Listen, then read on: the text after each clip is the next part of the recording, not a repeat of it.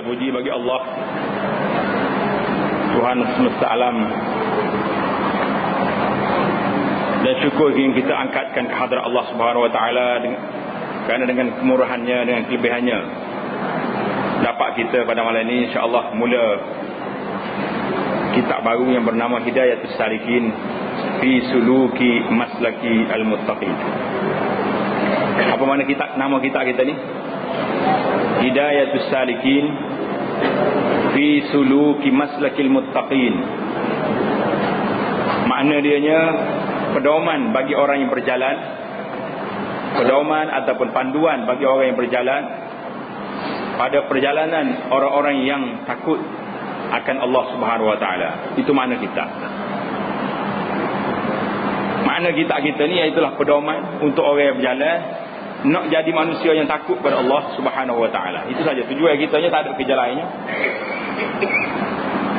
Tujuannya nak suruh jadi kita ni masuk di kalangan orang-orang yang muttaqin, yang bertakwa kepada Allah Subhanahu wa taala. Kita ini pada bicara ilmu tasawuf, karangan Tuan Syekh Abdul Samad Al-Falimbani rahmatullahi alaih. Jadi sebelum kita masuk ke isi kandungan kitab ni, terlebih dahulu kita mesti mengenali tuan kitab. Siapa dia ke pengarang kitab ini, dan apakah kesan ataupun cara penulisan dia serta pengaruh-pengaruhnya di tempat kita ini. Nama kitab sudah kita kenal, Hidayatus Salikin fi Suluki Maslaki Al-Muttaqin, yang ditulis oleh Syekh Abdul Samad Al-Falimbani. Meninggal dijangka sekitar tahun 1203. Sekarang ini sudah 1429, maknanya 200 tahun lebih dia meninggal. Bersamaan dengan 1789 miladi. 1203 Hijri bersamaan dengan 1789 miladi. Nama dia Abdul Samad. Nama ayah dia, ulama-ulama sejarah berselisih pendapat. Ada sebahagian kata nama ayah dia Faqih Husin. Ada yang kata nama ayah dia Abdul Rahman. Ada sebahagian yang kata ayah dia nama Abdul Jalil. Abdul Samad, Abdul Jalil. Jadi 3 nama. Syekh Abdul Samad Al-Falimbani ini seorang yang terkenal sebagai seorang ulama yang agung, yang terbilang di Nusantara, dan seorang mujahid yang anti penjajah. Dia ini seorang ulama ahli tasawuf, maknanya orang yang suka kepada aliran tazkiyatun nafs. Inilah kadang-kadang masyarakat kita ni silap faham bila sebut ahli tasawuf ni, seolah-olah dia duduk negeri lain, dunia duduk lain, dengan serebehnya, dengan tak tahu ke dunia yang berapa ni. Tapi Syekh Abdul Samad ni seorang yang menulis kitab dalam ilmu tasawuf. Dia ni terkenal dengan seorang mujahid anti penjajah, jajah Belanda yang menjajah Indonesia. Dia ni cukup kuat nak berlawan dengan Belanda. Nanti kita dengar sejarah hidup dia sikit. Para sejarawan tidak dapat memberi satu kata putus mengenai tarikh kelahirannya. Tak boleh nak ayat bila dia beranak, dan kematian dia pun agak-agak saja. Yang kita sebut ni 1203 ni agak saja. Tidak dapat dikesan juga secara tepat silsilah keturunannya.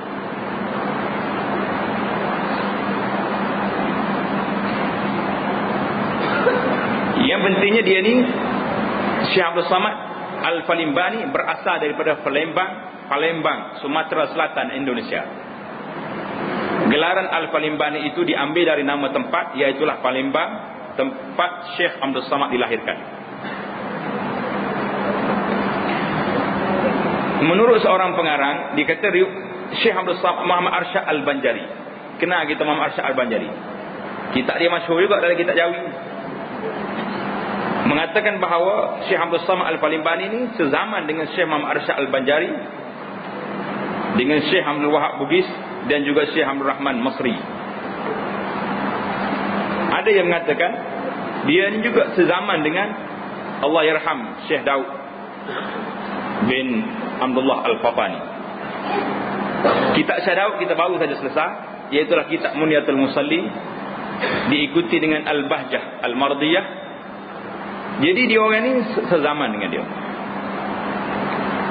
Dari kecil Syekh Abdul Samad dihantar oleh orang tuanya mengikuti pengajian pondok di Fatani, sebelum mengikuti pengajiannya di Palembang, dan seterusnya menyambung pengajian di Makkah Al-Mukarramah dan Al-Madinah Munawarah pada pertengahan kedua dari abad ke-18 miladi, iaitulah abad ke-12 Hijri. Selama berada di tanah Arab, di antara guru-gurunya yang masyhur iaitulah Syekh Athaillah, Syekh Muhammad Sulaiman Al-Qurdi, Syekh Muhammad bin Abdul Karim Al-Samman.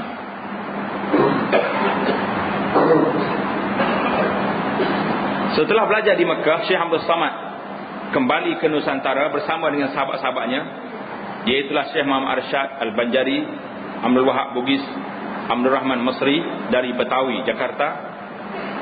Apabila mereka ini sampai di Jakarta, mereka berpisah untuk kembali ke tempat masing-masing, kecuali Syekh Abdul Wahab Bugis yang berangkat mengikut Syekh Muhammad Arsyad ke Banjarmasin, kerana dia telah berkahwin dengan puteri Syekh Muhammad Arsyad.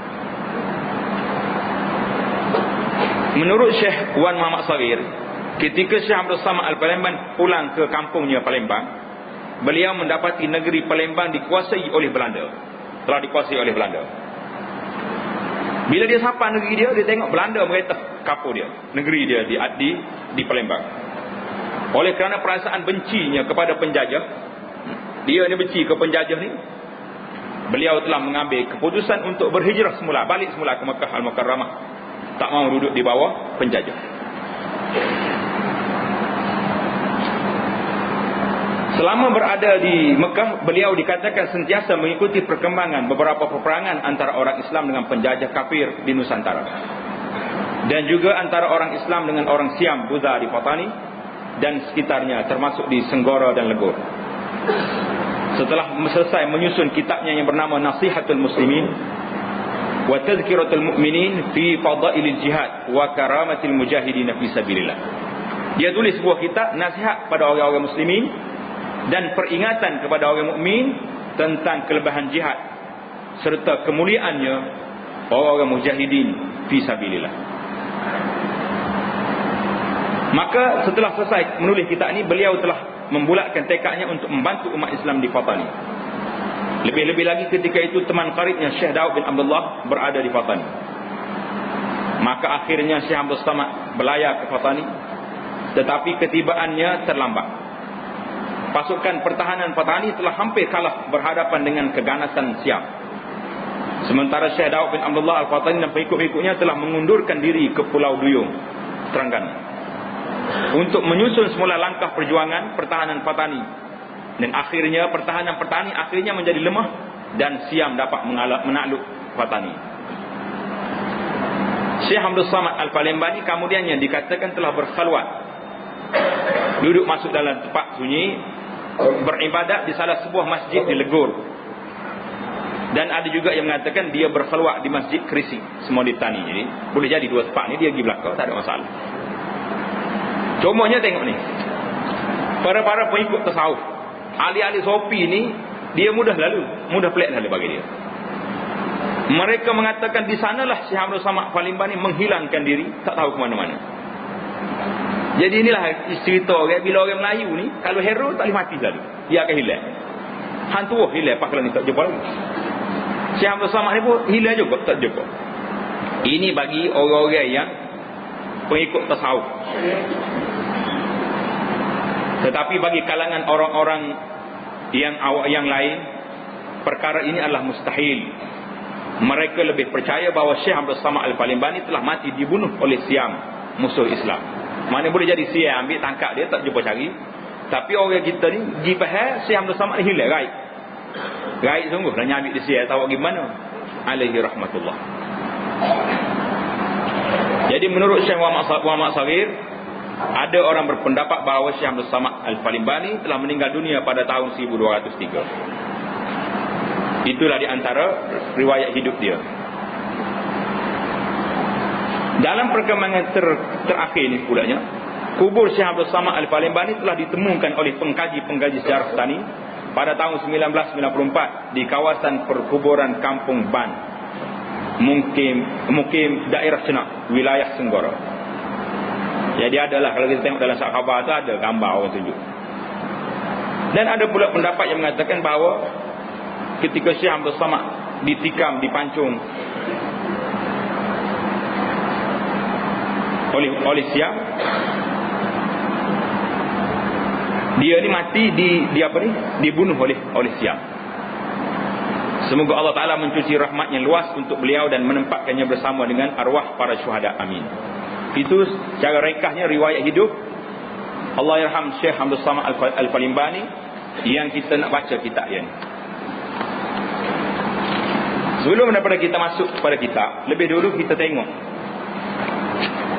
apakah manhaj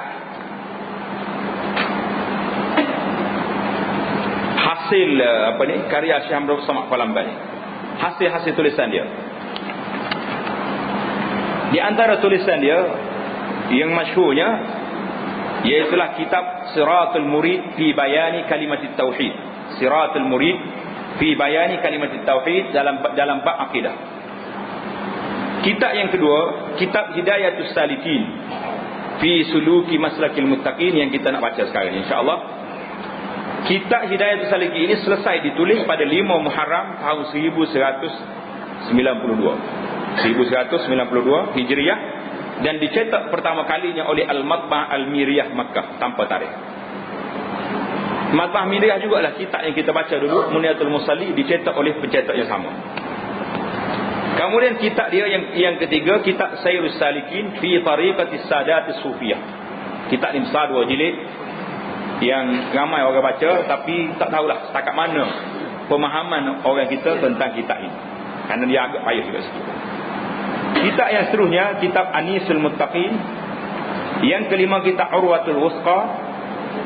Yang keenam, kitab Ratib Syekh Abdul Samad Al-Palembang. Yang ketujuh, kitab Nasihatul Muslimin wa Tazkiratul Mu'minin fi Fadailil Jihad wa Karamatil Mujahidin fi Sabilillah.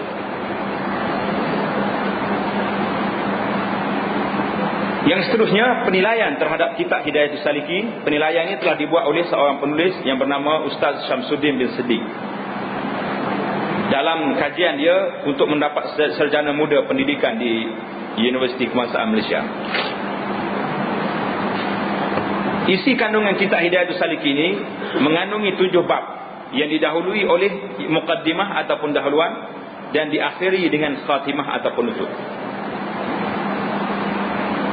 Keseluruhan isi kandungan kitab Hidayatus Salikin merangkumi beberapa bidang pengajaran Islam, walaupun masalah-masalah tertentu sahaja yang dipilih oleh pengarang untuk dihuraikan dengan lebih lanjut.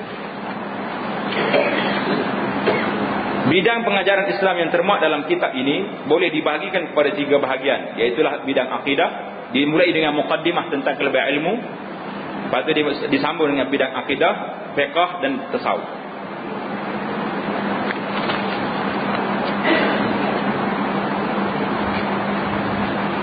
Teknik penulisan kitab Hidayatus Salikin. Kitab Hidayatus Salikin fi Suluki Maslakil Muttaqin ini selesai ditulis oleh Syekh Abdul Samad pada 5 Muharram tahun 1192 Hijriah di Makkah Al-Mahmiyah.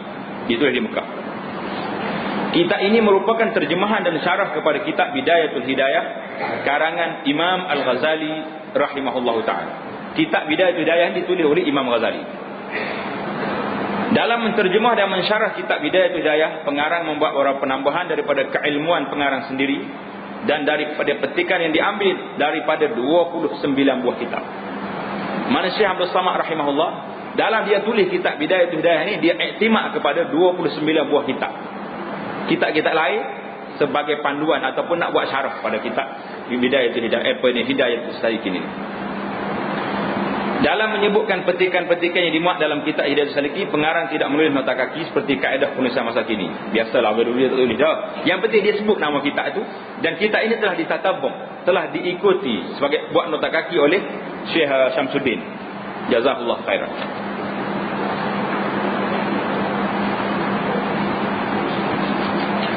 Dalam menghuraikan satu-satu masalah, pengarang yakni Syekh Abdul Samad mendatangkan sandaran ayat-ayat Al-Quran dan hadis-hadis Nabi sallallahu alaihi wasallam. Di dalam kitab Hidayatul Salikin terdapat sebanyak 178 hadis Nabi. Dalam kitab ini ada 178 hadis. Kebanyakan daripada hadis-hadis tersebut adalah hadis fadailul a'mal. Hadis yang menyebut tentang kelebihan-kelebihan amal yang dipertikaikan kesahihannya. Jadi Syekh Samsudin kata hadis ni dipertikaikan kesahihannya. Karena itulah kita nak cari memang agak susah. Sebahagian hadisnya susah. Jadi oleh kerana hadis ni kebanyakannya ada dalam Ihya Ulumuddin, maka manhaj kitanya insya-Allah taala kita akan rujuk kepada Al-Iraqi dalam takhrij al-Ihya. Iraqi kata dhaif, kita kata dhaif. Iraqi kata maudhu'. Yang dia kata sahih, kita ikut apa yang disebut oleh Iraqi, dan kita akan tambah lagi pendapat-pendapat ulama-ulama hadis lain tentang hadis-hadis yang disebut dalam kitab ini setakat yang kita mampu dan setakat masa yang kesempatan masa insya-Allah. Jadi hadis tersebut kebanyakannya 178 hadis dalam kitab kita ni, kebanyakannya hadis fadailul amal yang dipertikaikan kesahihannya. Maknanya ada hadis yang tidak sahih. Katanya kalau kita baca kitab ni nanti mesti kita perhatikan satu-satu.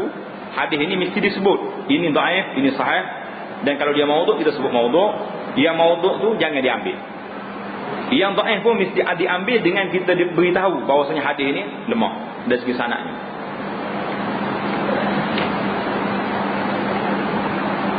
Pengaruh kitab Hidayatul Salikin. Kitab Hidayatul Salikin ditulis oleh Syekh Abdul Samad ini kira-kira 200 tahun yang lalu, telah disalin daripada tulisan asalnya dengan tulisan tangan beberapa kali. Asalnya dia orang tulis tangan. Pasal tu banyak tulisan tangan dulu tu banyak jatuh. Banyak salah. Daripada beberapa perkara yang disebutkan di atas, penulis ni Syekh Samsudin berpendapat kitab Hidayatul Salikin pada peringkat awalnya telah sampai ke alam Melayu sejak 100 tahun yang lalu.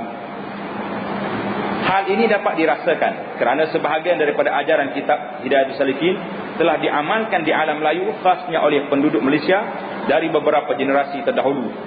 Isi kandungan kitab Hidayatul Salikin yang diamalkan ialah wirid atau zikir selepas sembahyang 5 waktu. Jadi kitab lepas sembahyang 5 waktu ni memang diamal. Kebanyakannya diamal oleh orang di Malaysia ini, diambil daripada kitab ini. Mana ini menunjukkan pengaruh dia tu mari kepada kita.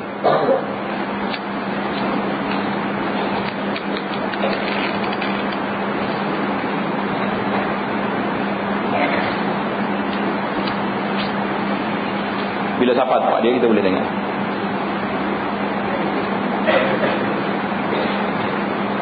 Kitab Hidayatul Salikin makin tersebar secara meluas di alam Melayu apabila kitab ini mula dicetak di Mesir pada tahun 1298 Hijriah. Dan mana kemasyhuran dia itu memang sudah ada. Kesimpulannya, dari pembicaraan sebelumnya dapatlah dibuat beberapa pemerhatian umum mengenai kesimpulan keseluruhan kitab Hidayatul Salikin dalam konteks pendidikan rohani.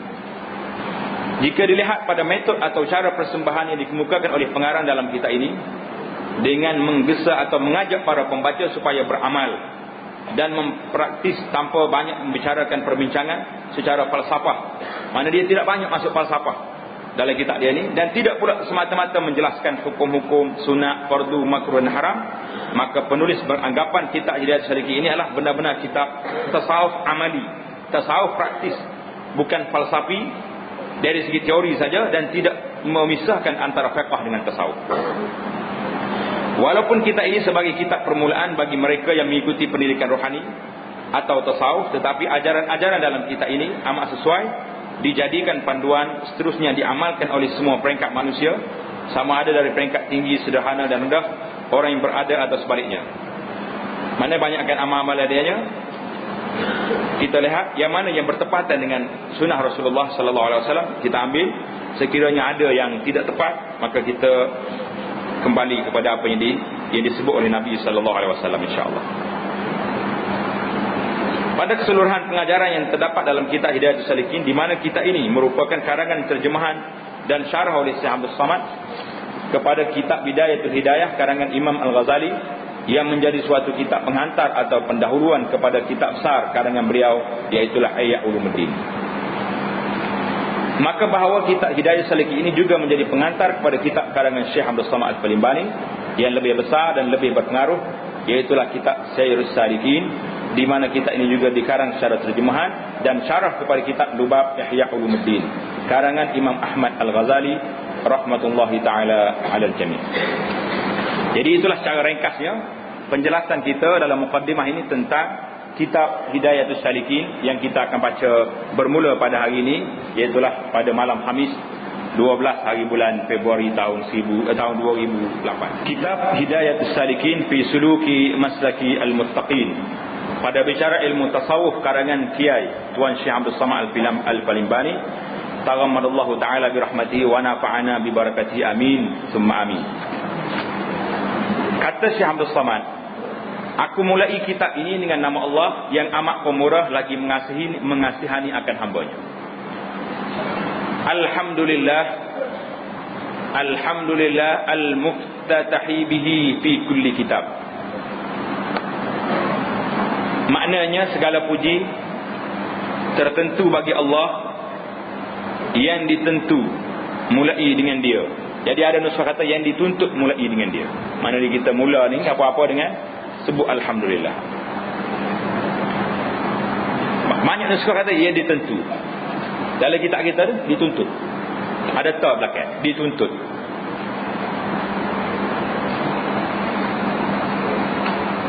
Yang dituntut mulai dengan dia pada tiap-tiap kitab.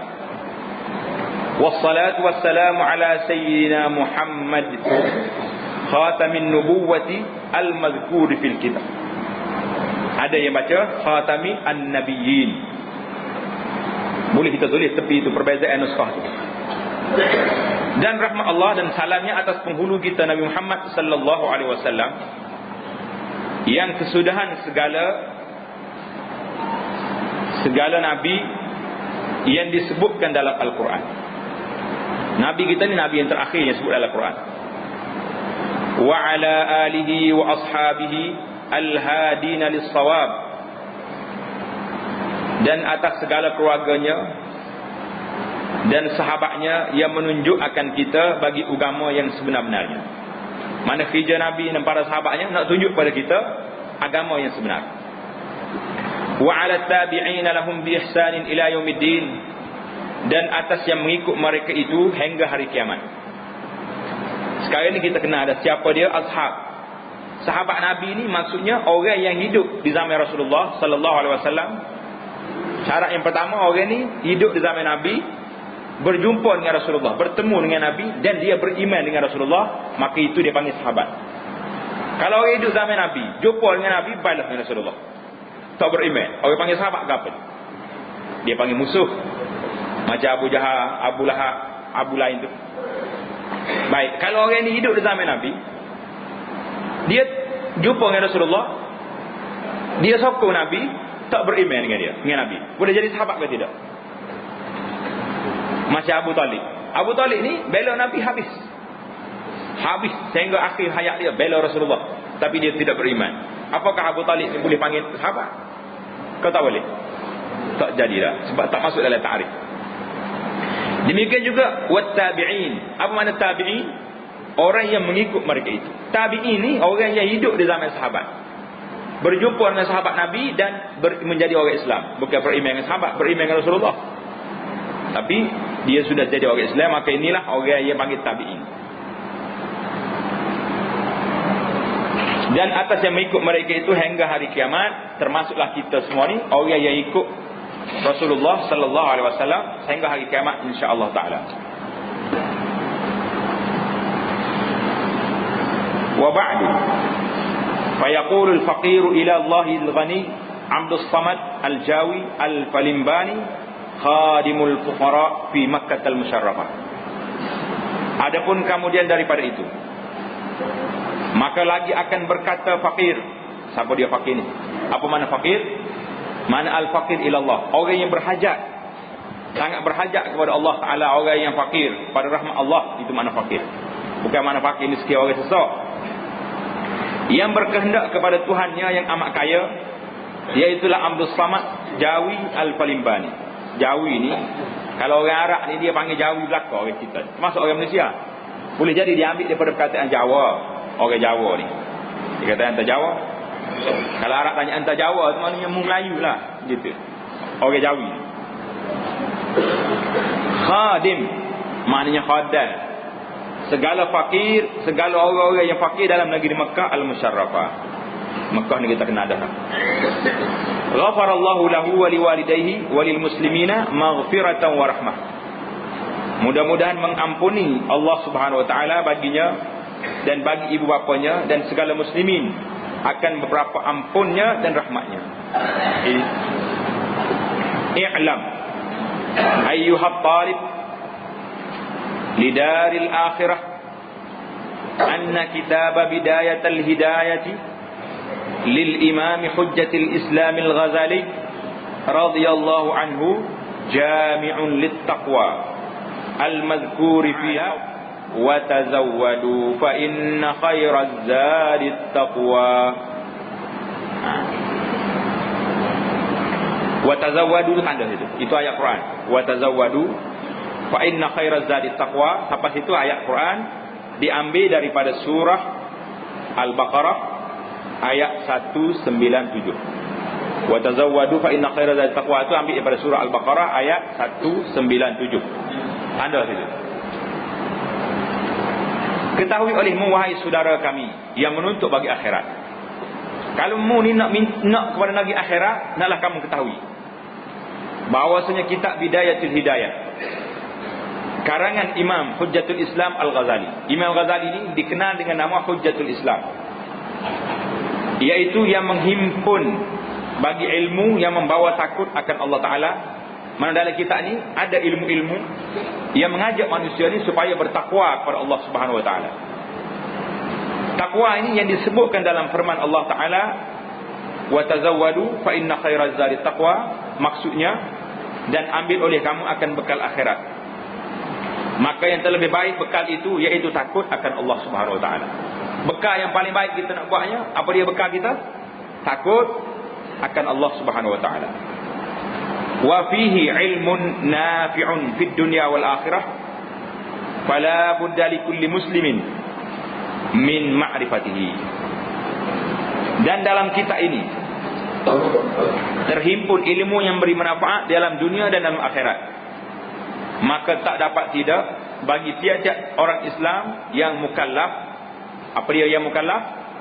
Orang yang berakal dan sudah baligh sampai umur. Orang ni tak dapat tidak mana mesti mengenal akan dia, kena baca kitab ni.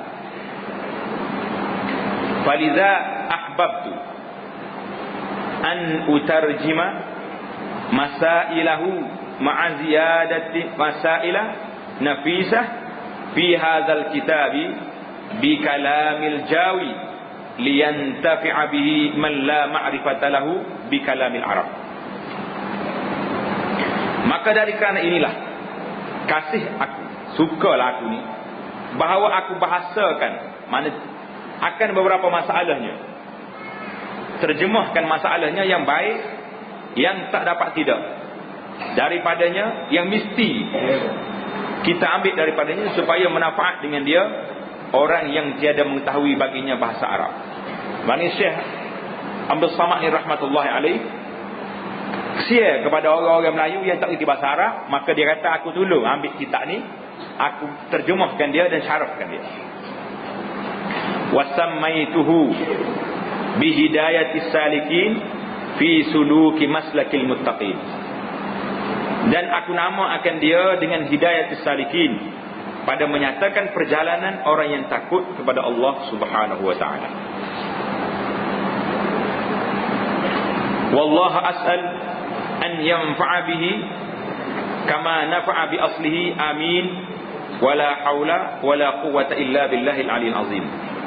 Dan aku pohonkan akan Allah Subhanahu wa taala bahawa ia memberi manfaat dengan dia, dengan kitab dia ni Hidayatus Salikin ni, seperti asalnya. Siapa dia asal dia? Asal kepada kitab Hidayatus Salikin ni, siapa dia asal dia? Bidayatul Hidayah, tulisan Imam Al-Ghazali. Amin. Dan tiada daya pada menjauh maksiat, dan tiada upaya pada berbuat kebaktian melainkan dengan kudrat Allah Subhanahu wa ta'ala yang maha tinggi lagi maha besar. Maknanya kita ni diajar oleh Nabi sallallahu alaihi wasallam supaya sentiasa berkata la haula wala quwwata illa billahil azim. Tiada daya, tiada upaya kita nak buat kebajikan kecuali dengan petunjuk, dengan pertolongan daripada Allah Subhanahu wa ta'ala. Warattabtuhu ala muqaddimatin wa sab'ati abwabin wa khatimah. Dan aku aturkan kitab ini atas satu muqaddimah. Kitab ini dibuat muqaddimah dulu. Pendahuluan mana muqaddimah. Dan 7 bab dan 1 khatimah. Maknanya kalau kita lihat dari sudut penulisan, teknik penulisan, Syekh Abdul Samad ini telah pun buat satu penulisan yang cukup baik. Kerana ada muqaddimah, ada bab dan ada khatimah. Penulisan zaman moden ni pun benda ni ya, tak lari. Ada muqaddimah, ada khatimah, ada isi kandungannya dan ada khatimah. Al-muqaddimah fi bayanil ilmi nafi' wa fadlihi. Bermula muqaddimah, pendahuluan ini pada menyatakan ilmu yang memberi manfaat dan menyatakan kelebihannya. Gapo dia ke ilmu yang memberi manfaat dan apakah kelebihannya? Qala al-Imam al-Ghazali rahimahullahu taala, wal ilmu an-nafi'u. Dak ke Bukhari.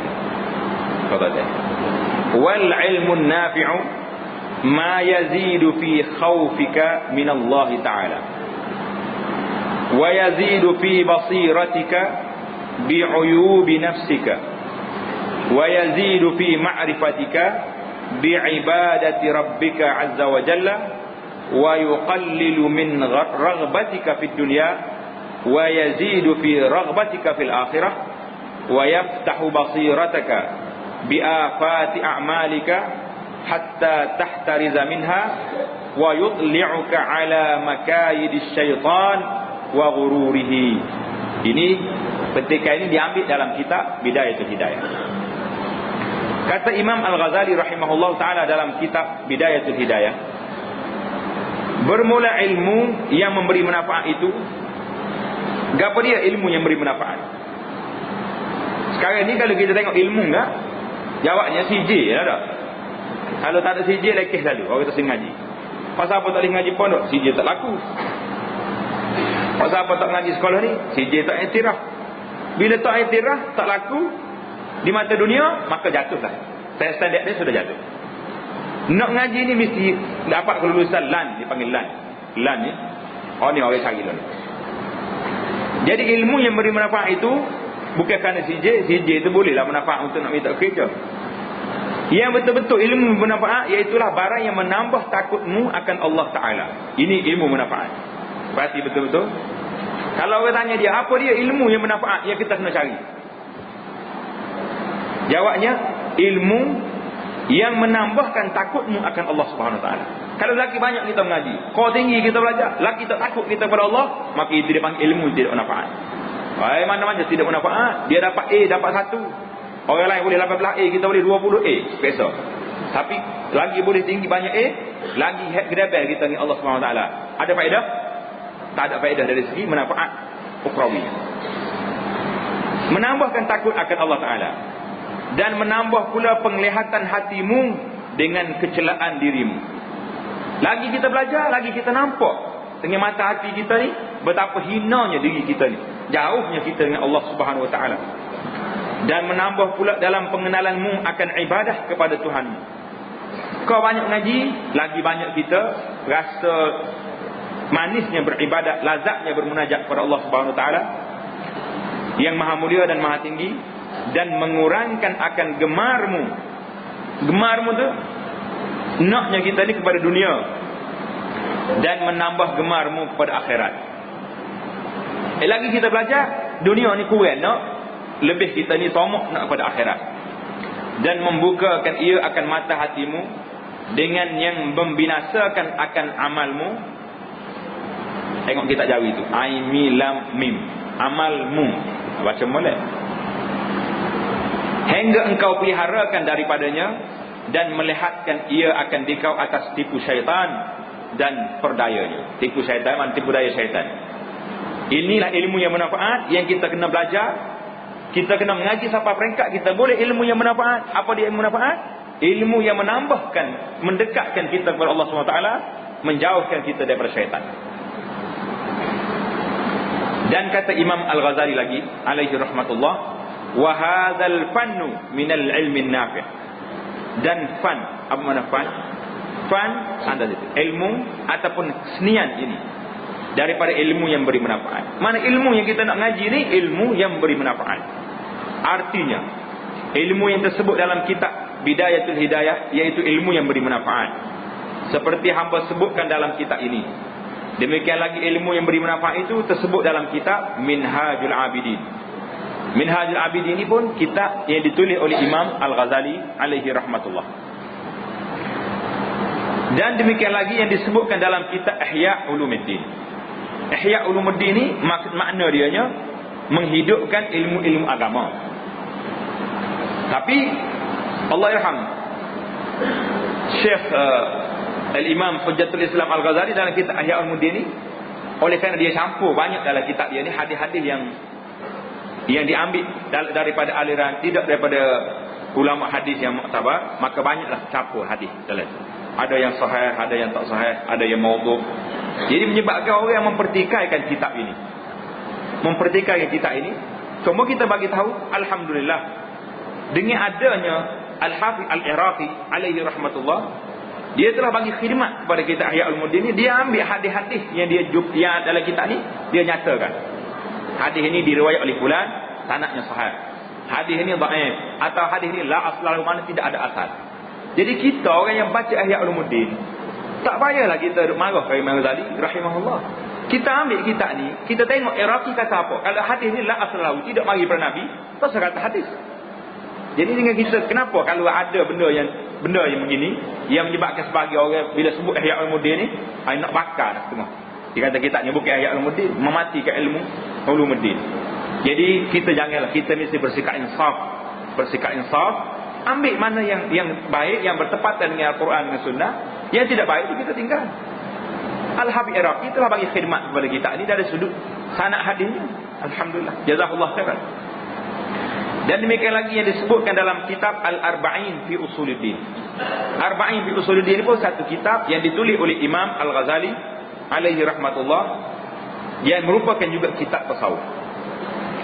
Dan demikian lagi yang disebutkan oleh Imam Al-Ghazali dalam kitab dia Mukhtasar Ihya Ulumuddin.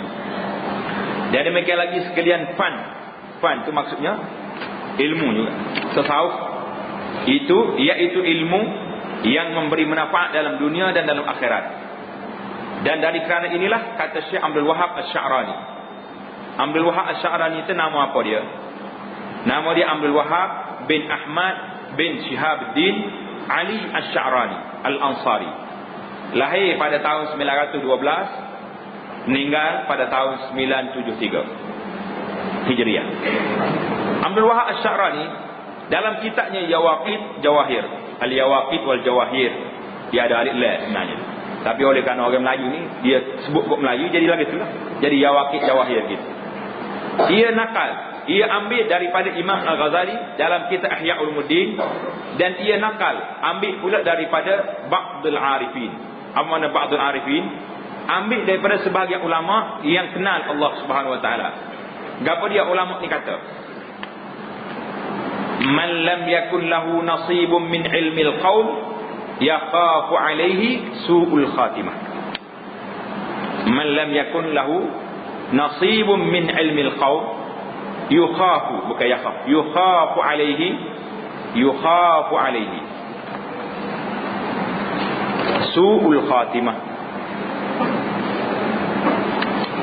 Tanda baik, yukhafu alaihi su'ul khatimah. Artinya, sesiapa yang tiada baginya daripada ilmu kaum, sesiapa yang tidak belajar ilmu ni, ilmu tasawuf. Kita ni bila sebut ilmu tasawuf, rasa seronok, sedap ngaji ilmu tasawuf. Hebat ustaz tu ngaji ilmu tasawuf. Oh, ustaz tu hebat ngaji ilmu tasawuf. Bahkan masyarakat kita bila ngajar kita tasawuf, minat lalu nak ngaji. Yang sebenarnya ilmu tasawuf ini iaitulah ilmu akhlak, ilmu al-akhlak. Pasal itulah kalau kita ngaji dalam kitab, dalam hadis, dalam hadis-hadis Rasulullah sallallahu alaihi wasallam tak ada pun Nabi sebut tasawuf, tak ada. Yang adanya tentang akhlak. Akhlak yang mulia, husnul khuluq Nabi kata. Jadi tasawuf ni iaitulah ilmu akhlak. Siapa yang tak belajar ilmu akhlak, tak belajar ilmu akhlak ni, nescaya ditakuti atasnya su'ul khatimah, iaitu mati dalam maksiat. Betul ke tak betul? Betul ke tidak? Kalau kita tak ngaji ilmu ni, ilmu akhlak ni, kita dibimbang mati di atas su'ul khatimah. Dia kata mana boleh? Orang ni alim, kalau mengajar bab fiqh ni 10 mazhab dia ingat, bukan 4 mazhab. Betul dia boleh ingat mazhab ni. Tapi kalau tak ada ilmu akhlak ni, ada kata ikhlas dalam perbuatan kita, dalam maya. Ada kata ikhlas dalam semua amalan kita. Kalau tak ada, kita ni walaupun kita semaya secara zahirnya, tapi dibimbang yukhafu alaihi su'ul khatimah, bimbang takut orang ni nanti berakhir dengan kesudahan yang tidak baik. Itu maksudnya. Maksud ilmu ni ilmu akhlak. Dan kata Syekh Abdul Hasan Asy-Syadzili, nama apa Syadzili ni? Nama dia Ali bin Abdullah bin Abdul Jabbar Abdul Hasan Asy-Syadzili. Dilahirkan di Syazilah, satu qaryah di Afrika pada tahun 593 dan meninggal dalam perjalanan menuju ke Mekah mengerjakan ibadah haji pada tahun 500. Dia kata lahir di 593, mati dia pada tahun 996. Dalam kitab ni lah, dalam kitab Syekh Samsuddin. Ni kita cek balik lah.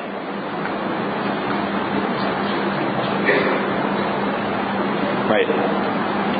Mana orang ni masuk dalam orang yang kurung yang ketujuh. Abdul Hasan Syadzili kata apa?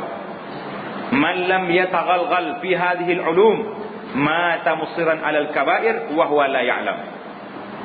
Artinya biada barang siapa yang tiada masuk, tidak mendalami lagi, tiada mahir dalam ilmu ini, ilmu akhlak ni, yakni ilmu tasawuf, nescaya mati ia padahal mengekali atas beberapa dosa yang besar-besar, padahal iaitu tiada mengetahui akan demikian ini. Memang betul. Kalau kita tidak belajar ilmu akhlak, ilmu tasawuf ni yang betul ni, akhlak ni, boleh jadi kita beramal baik tapi ada ria dalam amalan kita. Maka kita akan jadi apa? Jadi duduk dalam kabair yang kita tidak sedar. Dan kata Syekh Ibn Ibad, nama dia Ahmad, nama dia Abu Abdullah bin Ibad Al-Khatib Ar-Randi. Lahir dia pada tahun 733 dan wafat pada tahun 792. Di dalam syarah Hikam ni yang ditulis oleh Ibnu Athaillah. Ibnu Athaillah ni nama dia Ahmad bin Muhammad bin Abdul Karim Athaillah Tajuddin Abul Fadl Al-Iskandari. Orang di Iskandaria kubur dia.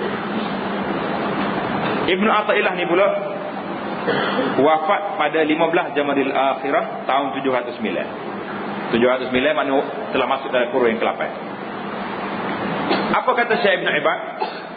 Wa hadhihi al-ulum, wa hadhihi al-ulum allati yanbaghi lil insan an yastaghriqa fiha umrah at-tawil, an yastaghriqa fiha umrahu at-tawil wa la yaqna'u minha bi katsirin wa la qalil. Artinya, dan inilah yang ilmu tasawuf yang lebih sesuai kita panggil dengan ilmu akhlak ini, iaitulah segala ilmu yang seyogianya bagi manusia bahawa dikaramkan dia. Mana karam ni kena mendalami sungguh-sungguh dalamnya. Karamkan dia mana menghabiskan akan umurnya yang lanjut pada menuntutkan dia. Dan jangan memadai daripadanya dengan banyak, dan jangan memadai dengan sedikit. Banyak ke sedikit ke, habis umur kita kena masuk dalam ilmu akhlak. Yakni segia bagi orang yang hendak kemenangan dalam dunia dan akhirat itu, dihabiskannya umurnya itu dalam mengaji ilmu tasawuf, yakni ilmu akhlak, sama ada ia fardu ain atau fardu kifayah. Lepas dia belajar dan mengamalkan dia dan mengerjakannya dan mutalaah. Mutalaah itu selalu mengulang kaji akan dia, kerana tiap-tiap daripada membanyakkan mengetahui ilmu tasawuf itu, maka banyak takutnya akan Allah Subhanahu wa taala. Kalau duk main tasawuf saja, kilit kita ilmu tasawuf, sudah kecek buat tasawuf, tak takut Tuhan. Tak ada beza ngaji. Naknya ilmu ini menambahkan takwa kita kepada Allah Subhanahu wa taala. Dan yang lainnya daripada ilmu ini tiada dituntut membanyakkan dia, melainkan sekadar fardu ain jua. Kok ni bagi orang awam, bagi orang. Tapi bagi orang yang boleh pergi talabatul ilmi, dia kena pergi belajar. Ilmu fiqh kita boleh pergi siapa peringkat yang paling tinggi. Nak jadi mujtahid mutlak tak ada lagi mungkin. Nak jadi mujtahid mazhab pun tidak sama peringkat. Tapi sekurang-kurangnya kita biar boleh pandang, boleh tahu dalil-dalil yang dipegang oleh alim ulama. Di mana kesandaran pendapat-pendapat mereka, barulah kita ni termasuk orang yang belajar. Maknanya kalau dia kata ilmu lain tu tidak banyak, tidak payah belajar, sikit-sikit ya. Jadi itu mungkin bagi sebagai orang awam yang tak ada masa nak ngaji. Tapi bagi talabatul ilmi yang boleh belajar, tidak memadai dengan apa yang ada, mesti dia belajar setinggi mungkin untuk memahami syariat Allah Subhanahu wa taala ini. Dan kata Sayyid Abdul Qadir Al-Idrus, nama dia Abdul Qadir bin Syekh Abdullah bin Syekh bin Abdullah bin Syekh Abdullah Al-Idrus, dilahirkan di Hadramaut pada tahun 978 dan meninggal dia pada 1038 Hijriah. Kata Syekh Abdul Qadir Al-Idrus dalam kitabnya yang bernama Ad-Durrus Samin, Ad-Durrus Samin fi bayanil muhim min ilmiddin. Yang kita belajar asal lagi Ad-Durrus Samin itu dalam kitab akidah. Hal ni dalam bab akhlak, bab tasawuf. Ketahui olehmu bahawasanya segala ilmu yang dituntut akan dia perdoaan itu 3 perkara. Ilmu perdoaan yang kita kena belajar 3 perkara. Yang pertama ilmu tauhid, iaitulah dinamakan dia ilmu usuluddin. Awak ni kena mengaji kan nak kenal Tuhan. Yang kedua ilmu syarak, yang dinamakan dia ilmu fiqh. Ini nak belajar pasal nak betul ibadat kita, muamalat kita. Yang ketiga ilmu batin, ilmu yang dalam diri. Akhlak ni duduk dalam diri. Dia panggil ikhlas duduk mana? Dalam hati. Tidak ria pun dalam hati juga. Benda-benda yang tidak nampak, itu dia panggil ilmu batin. Jangan kita faham ilmu batin ni kak, Allahu Akbar. Siapa perkara dia menguasai ilmu batin ni, siapa tak payah semaya. Tu bukan batin lah tu. Dia panggil batin ni ya. Gerakkan sesak pula situ tu. Lain pula situ.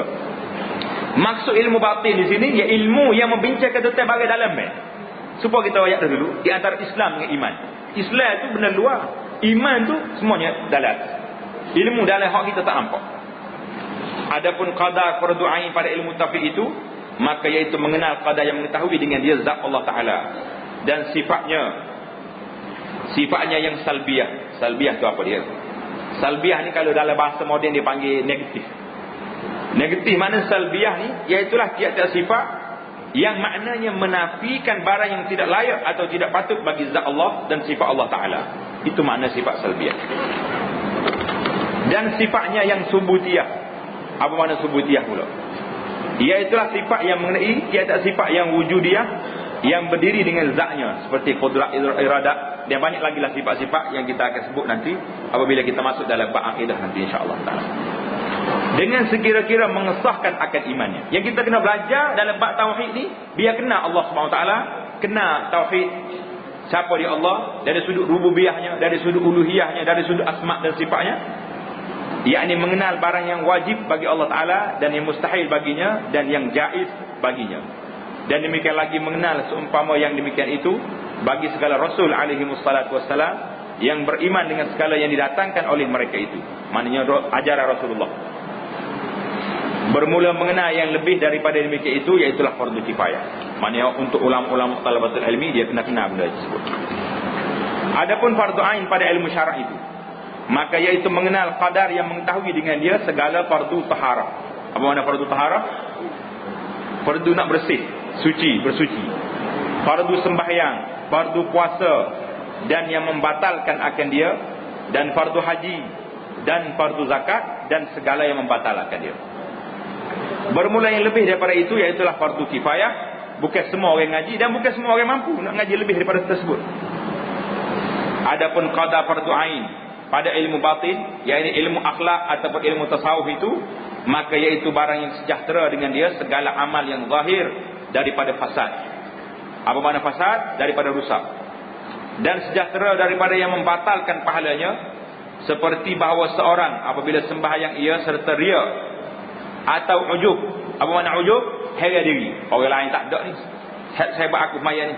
Atau sum'ah, ataupun seorang dengar dia buat apa-apa atau barang sebagainya, maka membatalkan ia akan sawab. Apa makna sawab? Pahala. Sawab tu maknanya pahala sembahyangnya itu.